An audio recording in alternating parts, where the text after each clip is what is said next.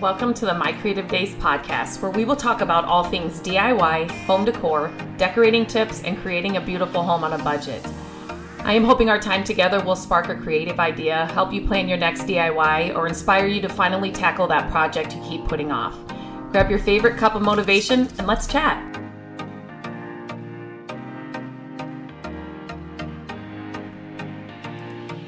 Hello, and welcome back to the podcast.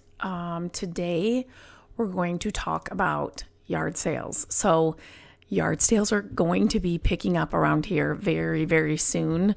I'm so excited. I'm always excited. You know, thrifting is great and going to thrift stores is always fun, but sometimes you just want to change a pace and you just want a different place to kind of shop. And so yard sales are going to be picking up here very soon.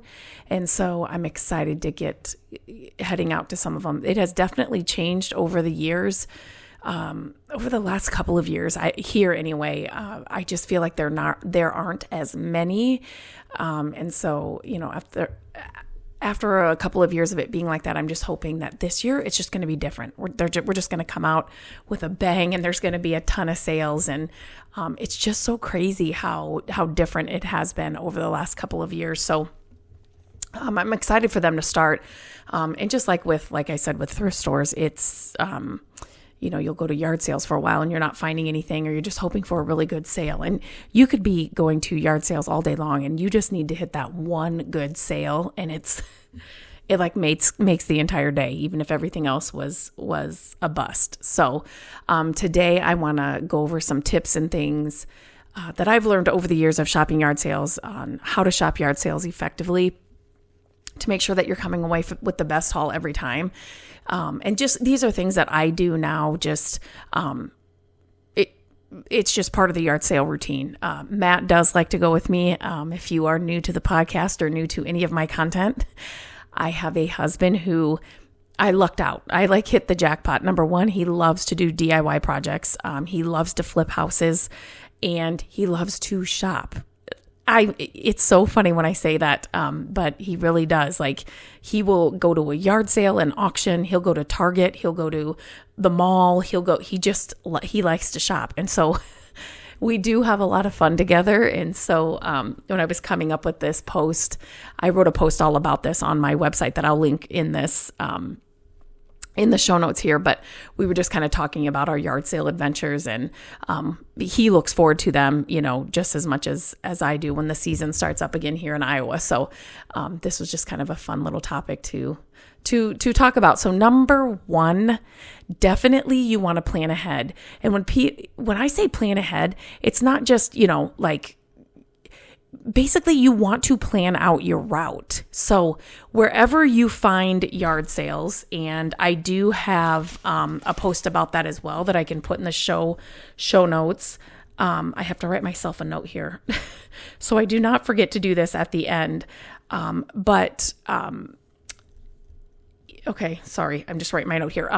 But there are ways to find the best sales. So wherever you look for yard sales, is it Facebook Marketplace? Do you look on Craigslist? Do you have a paper that comes? Maybe it's just townwide sales you go to, whatever it is. Plan ahead your route. Like from your house, you get up at 6 a.m. and this is the route that you're going to take, and this is the area you're going to hit first. Read the descriptions. If you have descriptions of the yard sales you're going to, read those descriptions so you can kind of plan out your route based on those descriptions. Now, a side note to that is, don't base the yard sale just on their description, because a lot of people, they don't know what they don't know, right? So they may be saying that, thinking that people, they have some baby stuff or something, and they think, okay, if we can just get all the baby crowd here, that'd be great. But yet they could, it could be grandma's vintage stuff too as well, but they just don't think people are really interested in that. So it's really kind of a hit or miss. You can, and some descriptions and people that are, having yard sales know that people are out looking for certain items, and vintage things are the things that you're looking for. And we'll put that in the description. So what I like to do when I'm kind of looking through all the sales is, if those things it's kind of a twofold, because sometimes I think, oh my gosh, I'm going to be, having to fight a huge crowd for the same items. Sometimes I feel that way. So if I go the other way and maybe hit some of these other sales, I will find items that, they don't think is going to be there. So it just kind of depends on what you're feeling. And, but go by the description. And then, if there are items that you're looking for that are in the description, maybe those are the ones you do hit first. And then you put the other ones, towards the end of the list. But I don't want to be driving from one end of the town for one sale, then back over to the other, then back over to the other. So, if I'm going to one sale, I find like the favorite sale or the one that sounds the best or is in like the best neighborhood. It's really important if you can learn the neighborhoods and things where you are going to yard sales. That helps too. That can just be, if I find there are a couple neighborhoods around me where it's like, if it's on that street, on that block, in that area, that is hands down the one I'm going to go to first. And then I kind of base the rest of the route around that first one, right? So if there are a couple more over there, but they don't sound as good as some others, I'll still hit them really quick and then head over to the other side of town. So you definitely want a plan, just because it's going to save you time and it's going to save you like gas money, and it's going to help you get to the best sales first. So definitely plan ahead before you head out. And also if you have, if there's certain items you're looking for, sometimes we just forget, especially if you're like me and especially if you're at like a really good yard sale and you're like, oh my gosh, like, and that's how I get. I get really excited and I'm like, everybody else just please leave so I can have my time and I don't have to feel rushed and I can go through all these things because I know it's going to like have good stuff, or like there's tons of things I want to go through. And so sometimes I get a little sidetracked, right, by all the pretty shiny things. And so, if you have a list, and especially if you need like certain measurements of things, so maybe it's furniture or it's art you're looking for, but you need like a specific size, definitely plan ahead and kind of have those things written down so you have them on you when you're looking at different things. So plan ahead. It's just going to make for a better time. Okay, the second one, and this is not so great for people that don't like to be up early. You have to be the early bird. If you want the cream of the crop, the best pick, the best, whatever, you need to be the first one at the sales. So you definitely need to be there early. Sometimes I get so mad because I think I'm, and you got to know too, is that sometimes make sure when you're reading the description, does it say no early birds? Like make sure you look at that, because sometimes if they don't say that, you can kind of, plug in a few sales before you get to the one where it says, you have to be here right at 8 a.m. so you can get some of the other ones out of the way if it's on that route. But some people are sticklers about opening up the garage or, having people shop the yard, depending on where it is. So if it says no early birds, don't plan on going there to shop. You can go and get in line. And I know a lot of people that do that. I'm not a big person for that. Like, I'm just not. And so, but I do know the earlier, the best items are going to go first. So you definitely want to be there early and just make it a fun day. Like, if you plan ahead and you've got everything kind of set out in the morning, get a cup of coffee if that's what you drink in the morning. I drink tea, but just like make it a fun morning, and don't dread it, because it really is so much fun. I wish I could get more and more people to hit up yard sales and go yard sailing, because it's just so much fun. Okay. Sidetrack here. Okay, the next one is bring cash. So that was another thing I was going to say. So when you're planning ahead, you definitely want to make sure that if you have to go to the ATM, you have to go to the bank, whatever it is, you want to make sure that you have enough cash on you for your yard sale day. And bringing cash, it kind of helps you with negotiating. A lot of yard sales now, people have Venmo set up, which is nice if you're spending more than, like you brought cash for. Some of them have PayPal, that is sometimes an option, but don't go to a yard sale with thinking those two are going to be an option, because I've only seen, like, if I went to 10 yard sales, maybe it's at one right now here around. So I always have cash. Like, that is the only way to go. And bring smaller bills. Don't always bring 20s and hundreds. Bring smaller bills, like less than $20 bills. Definitely make sure you have enough of those. So, One thing you can do, a little tip, is throughout the entire year, especially if you live in a place where yard sales are seasonally, like for us here in Iowa. So like through the winter months, like when you stop having yard sales, through the winter months, keep all of your 1s and 5s that you have throughout all of winter. Keep them in a little jar or somewhere. Just kind of tuck them away. You can't spend any 1s or 5s like all winter long. And then, when yard sale season, rolls around, then you've got that kind of little stash that you've made just for yard sales. So it's kind of a little tip. And then you've got like those smaller bills, like I was saying. But it's just kind of a fun way to kind of stash away a little bit of yard sale or fun money for that kind of thing. The next thing is to negotiate and plan on negotiating.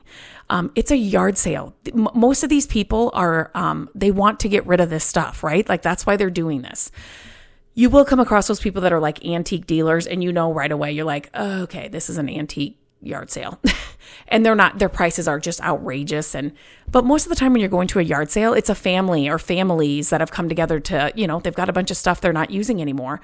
And so they definitely want to see it going out of their house and, into yours. And the less they have to go and like take to the donation site, the better. And so plan on negotiating. If you're having a yard sale, plan on people negotiating your prices. Like that's part of the game. You're not hurting anybody's feelings. And try it. If you're nervous about doing that, try and get like a bundle of things together. Try it. If it's your first time doing it, do it where maybe you've got a handful of items, and kind of as you're picking things up, kind of add them up in your head. And then, so like if they're $25, you have this bundle of stuff, say, would you take 20 for all of this? Try it that way. 'Cause bundling, it's always, we've had yard sales, tons of yard sales. And it's like, yes, yes, you can have all that. Take all of that with you. And yes, I'll make you a deal. You offer me something. I'm always fine with that. So don't be afraid to negotiate. Another thing to do, make sure that you check for damage. It's a yard sale. There's no return policy, right? You're buying it as it is. So make sure that you're, you inspect for, no matter what you're buying, clothes to, like items, games, whatever it is, make sure that you're checking it for, damage or defects, or if it's something electrical, ask them if they can plug it in. We, in our garage, we have plugs everywhere. So when we have yard sales and something needs to be plugged in or they want to check it, we just show them where that's at and they can plug it in and check it out. So definitely you want to check that, because you don't want to buy something that's not going to work, or it's got a big hole in it, or whatever it is. Next, which you may not think about, dress appropriately, like wear comfortable clothes and shoes. My probably all-time favorite are church sales, but when we can go to like town-wide sales where you park your car and then you can go to like 30 sales on the block or in a town, it's like the best, right? Because you have so many to go to. So you want to be comfortable. Wear a, like instead of a purse or something where you have to like hold with a hand or something, wear a backpack or a crossbody bag or a fanny pack, so you have two hands that you can use at all times, carrying items, picking up items at the sale. You just want you want two hands to be open at all times. So try and bring a bag for your money and stuff that you don't have to carry it, if that makes sense, with your hands. And then lastly, I just said bring a bag. So especially if you are at like a town-wide where you're going to multiple sales and you don't want to have to run to the car because you want to be the early bird at every sale. So you don't want to run to the car and have to drop things off. Bring a bag, just like a, reusable grocery bag or whatever, something that you can put your items in. And then again, just throw it over your shoulder and then head to the next sale. Also inside my car, when I am going to a ton of sales or whatever, I may keep like a tote, or I have bags like lined up in the back, so then I can kind of, everything's not just thrown in the back of the car. I kind of, not organize it, but you know what I mean? Like I put smaller items in a tote, and then I can bag up other things and kind of keep them separated, but yet they're going to be easy to move if I have to get a bigger item into my car. It's just kind of a way to do it strategically so that you're not having to rush and then you bust something as you put it into your car, or it just works all efficiently and so that you can get to the next sale. So those are all the tips I have for you today. I would love to hear from you. Do you like to go to yard sales?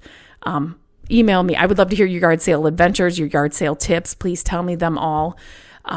They're just so much fun. So you can always email me, Lindsay@mycreativedays.com. You can reach out to me on Instagram @mycreativedays. If there's something else you want me to talk about on the podcast, if there's some questions you have about any of these topics I talk about, I get a lot of my topics from questions that you send in or message me on Instagram. So any and all are always welcome. So do not hesitate to reach out to me either way, email or Instagram. I will put those 2 posts inside the show notes, so make sure to check those out. And happy yard saling. I hope you are hitting a ton of good sales this year. I would love to hear too your best find. What have you found recently, or what have you found in the past that's still like your favorite find at a yard sale? Those are always fun to look at or hear about too. So reach out to me. I can't wait to hear from you. Until next time, have a great day. Hello, friends. Thank you so much for listening to the podcast. I'm grateful that you tune in every week and that you share the show with your family and friends. I love having creative chit chats with you, and my hope is that this podcast will inspire you to try a new project, start a DIY that you've been putting off, and decorate your home exactly how you want it. There are a few ways you can help us with the podcast. Follow the podcast so you don't miss an episode. And if you could take a few minutes to leave the podcast a review, that would help us so much.